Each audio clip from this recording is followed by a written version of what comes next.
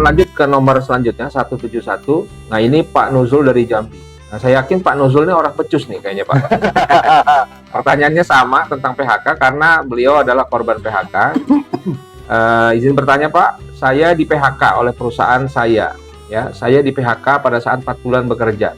Saya ingin menuntut semua hak saya, seperti sisa gaji 4 bulan lagi, BPJS Ketenagakerjaan, ya, BPJS Kesehatan, dan TK yang belum dibayar, ketenagakerjaan maksudnya, BPJS Kesehatan dan Ketenagakerjaan yang belum dibayar, lalu lembur yang belum dibayar.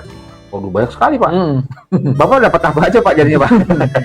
Kontrak 8 bulan, Insya Allah. Masalahnya kontrak saya tidak ada dalam bentuk tertulis, melainkan hanya dalam bentuk rekaman interview dengan user atau HR dan HR via telepon. Nah, sampai sekarang belum ditunaikan semua hak-hak saya, Pak. Bagaimana saya menyikapinya? Oke. Cukup menarik sebenarnya pertanyaan dari Pak Nuzul ini ya. Ini Bapak nih ya. Bapak. Ya. Dari Pak Nuzul ini dari Jambi. Karena terutama saya melihatnya dari fakta yang disampaikan mengenai kontraknya tidak ada dalam bentuk tertulis, hanya dalam bentuk rekaman interview.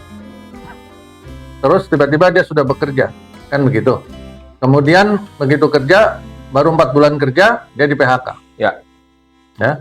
Terus nggak dibayarin apa-apa lagi. Ya. Lembur juga nggak dibayar dan sebagainya. Ya, jadi keadaan atau fakta kontrak atau perjanjian yang tidak tertulis ini memunculkan potensi penentuan status si karyawan menjadi melebar. Yang tadinya kalau itu tertulis itu bisa fokus hanya kepada bab tentang PKWT, perjanjian kerja waktu tertentu, tapi karena faktanya dia tidak tertulis, sekarang bahkan bisa melebar kepada dianggap sebagai PKWTT atau perjanjian kerja waktu tidak tertentu atau permanen. Yeah. Kenapa kok bisa begitu, Dan? Karena di dalam hukumnya Undang-Undang 13 kemudian di UCK tapi tidak di PP 35 ya, hanya di UCK-nya Undang-Undang 11 2020. Di sana disebutkan yang tidak tertulis, perjanjian kerja yang tidak tertulis atau lisan hanya boleh pada PKWTT. Ya. Jadi yang permanen yang boleh nggak tertulis itu pun punya syarat harus ada surat pengangkatan. Ya. Tetapi di dalam PP 35 2021-nya ternyata malah muncul ada perjanjian kerja untuk PKWT ada yang boleh tidak tertulis. Ya, sehingga saya tidak menganggap klausa itu menjadi valid ya, atau bisa dilaksanakan karena undang-undangnya bilang nggak ada. Kok PP-nya berani-beranian dia bilang ada ya. Jadi saya nggak anggap itu, sehingga saya tetap berpegang kepada hanya PKWTT atau permanen yang boleh tidak tertulis atau lisan. Sehingga penyelesaian kasus ini, terutama si kuasa hukumnya dari Pak Nuzul nanti, itu bisa paling tidak bisa melihatnya atau bisa mencoba berhitung dari dua sisi. Kalau dia diarahkan kepada keadaan demi hukum menjadi PKWTT atau menjadi permanen, maka hak si Pak Nuzul adalah pesangon, bukan sisa kontrak. Kalau dia pesangonnya, kalau dia masa kerjanya baru 4 bulan, berarti kan masih di bawah 1 tahun.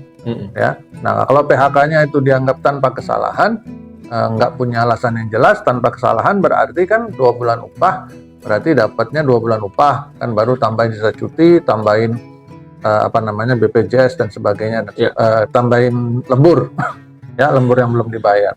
Kalau BPJS dia kan berhenti sampai di hari kerja terakhir ya, berhenti sampai pada saat putusan PHK-nya.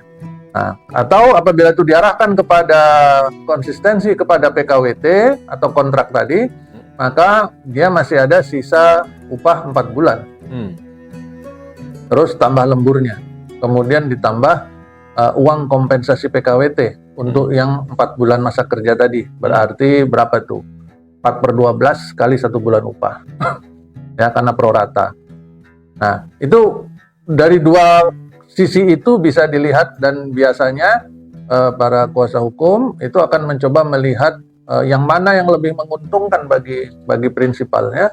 Ya. Itu yang akan dia pakai. Dalam konteks kasus Pak Nuzul, kemungkinan besar dari pihak karyawan atau Pak Nuzul dan kuasanya akan mengarahkan kepada konsistensi PKWT-nya.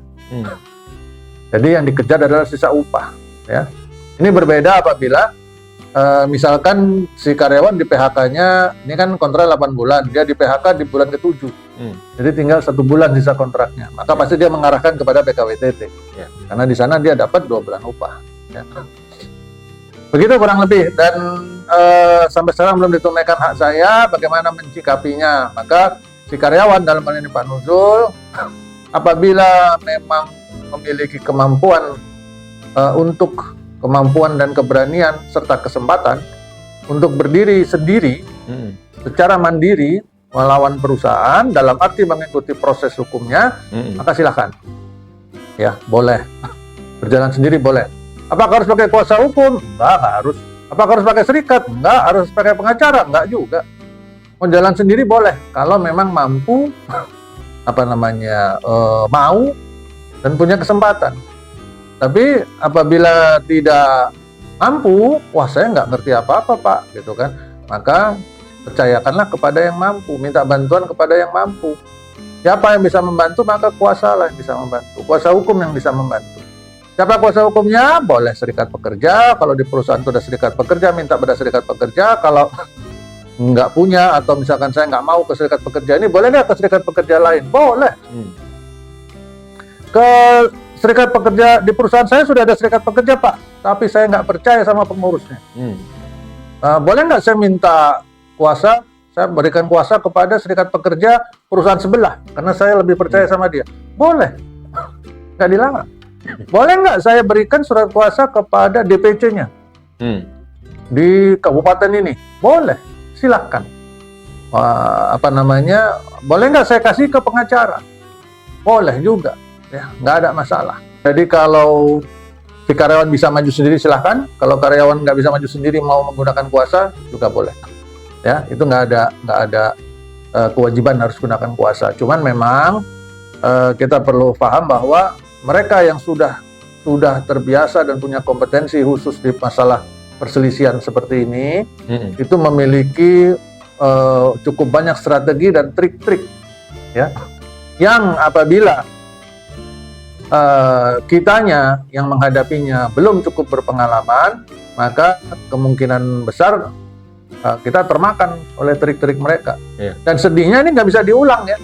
Jadi kalau sudah sampai pada sebuah keputusan, apalagi sampai inkrah, sampai sudah final dan berkekuatan hukum mengikat, maka nggak bisa lagi digugat ulang misalkan. Nggak bisa. Ya. Begitu kurang lebih Pak Nuzul dari Jambi.